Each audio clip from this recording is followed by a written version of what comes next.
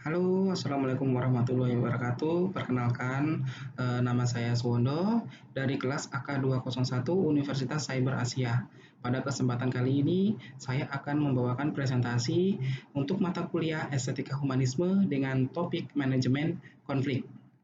Untuk pokok pembahasan yang akan saya bawakan pada presentasi kali ini meliputi konflik dan manajemen konflik, tujuan manajemen konflik, manfaat manajemen konflik, tipe manajemen konflik, strategi dalam penerapan manajemen konflik, dan yang terakhir adalah contoh kasus.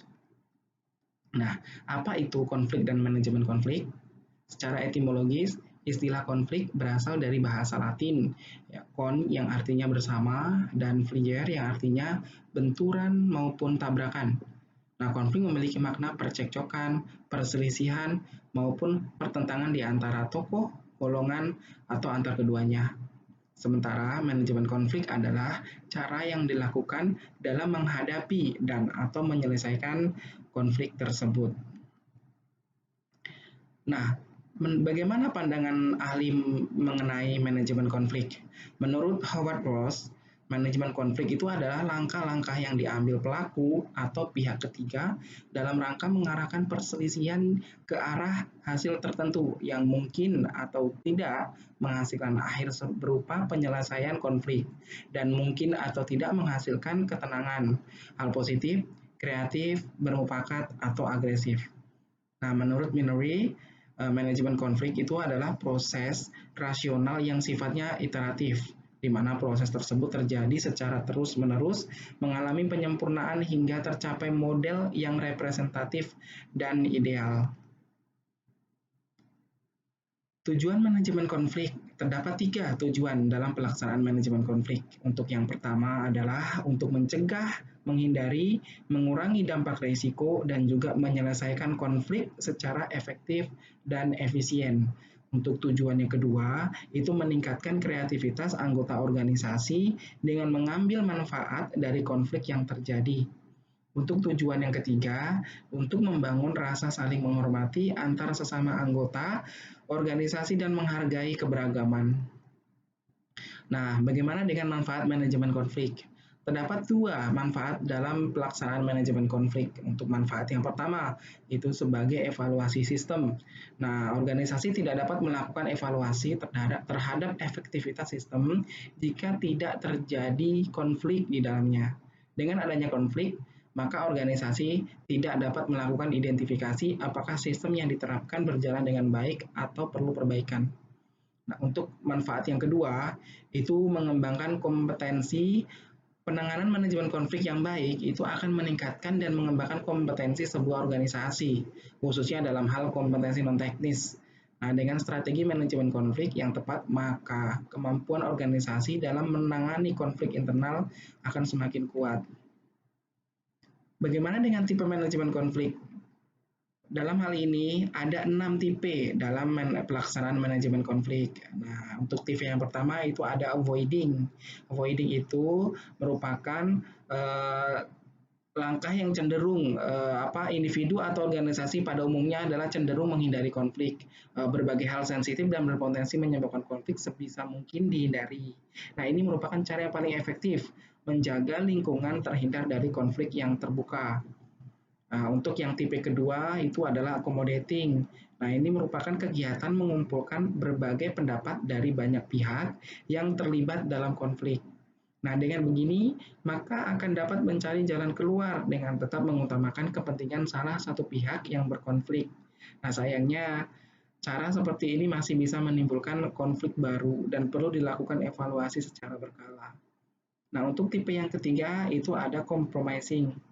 Nah, ini cenderung memperhatikan pendapat dan kepentingan semua pihak dengan melakukan negosiasi pada pihak-pihak yang berkonflik dan mencari jalan tengah bagi kebaikan bersama.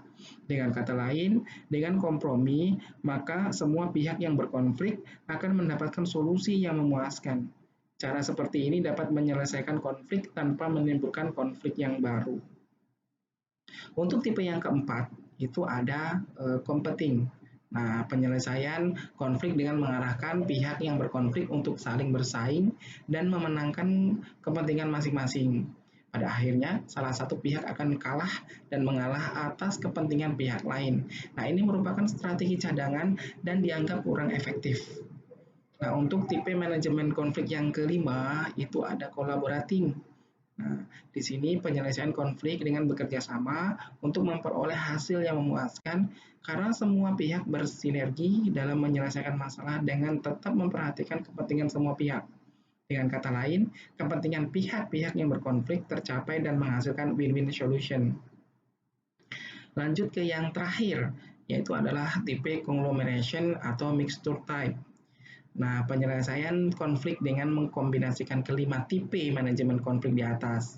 Nah, tipe manajemen konflik yang satu ini itu membutuhkan waktu dan tenaga yang besar dalam proses penyelesaian konflik. Bagaimana strategi yang diterapkan dalam pelaksanaan manajemen konflik?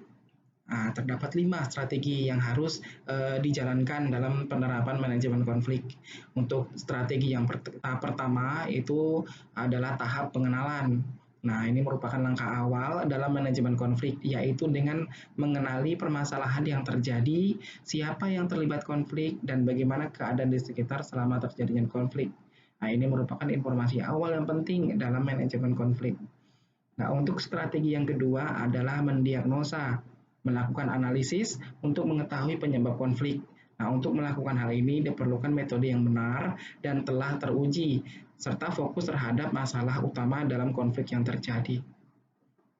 Untuk strategi yang ketiga itu adalah menyepakati solusi. Nah, di sini selanjutnya organisasi bisa menemukan dan menentukan solusi apa yang paling tepat untuk menyelesaikan konflik yang terjadi. Nah, solusi yang ditentukan harus dibicarakan secara bersama dengan pihak yang berkonflik dengan bantuan pihak penengah. Selanjutnya, maka semua pihak melakukan pelaksanaan kesepakatan.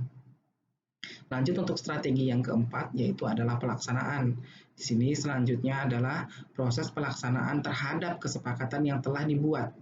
Nah, semua pihak yang terlibat dalam konflik harus menerima dan melaksanakan kesepakatan tersebut dengan sebaik-baiknya. Sebagai catatan yang harus diperhatikan bahwa kesepakatan tersebut tidak berpotensi menimbulkan konflik yang lain. Lanjut ke strategi terakhir yang kelima, yaitu adalah evaluasi. Evaluasi merupakan hasil yang penting dilakukan untuk menilai apakah pelaksanaan kesepakatan tersebut berjalan dengan baik. Dengan melakukan evaluasi, maka organisasi bisa melakukan pendekatan alternatif untuk konflik lain yang mungkin saja terjadi. Lanjut ke contoh kasus. Di sini Andi dan Budi misalkan berada dalam bagian pemasaran elektronik di perusahaan yang sama. Keduanya merasa dirinya lah yang paling baik dan mampu memenuhi kuota perjalanan dengan jumlah yang besar. Karena sifat ini timbul konflik yang menyebabkan keduanya tidak akur dan merasa strategi pemasarannya paling benar sehingga saling menjatuhkan. Nah, untuk menyelesaikan masalah dua karyawan ini, perusahaan menggunakan teknik manajemen konflik jenis kompetisi. Nah, akhirnya keduanya menggunakan persaingan sehat yang diawasi oleh perusahaan. Setelah selama sebulan, ternyata Budi mendapatkan kuota penjualan yang lebih banyak dibandingkan Andi. Dan pada akhirnya, strategi Budilah yang disepakati yang paling tepat. Untuk contoh soal kasus yang kedua, itu dimisalkan Andi seorang karyawan marketing yang dipimpin oleh Budi sebagai manajernya dalam perusahaan yang sama. Andi merasa kesal dengan Budi yang karena selalu menyuruh-nyuruh dengan sifat yang kasar serta tidak mau mendengar pendapatnya saat rapat.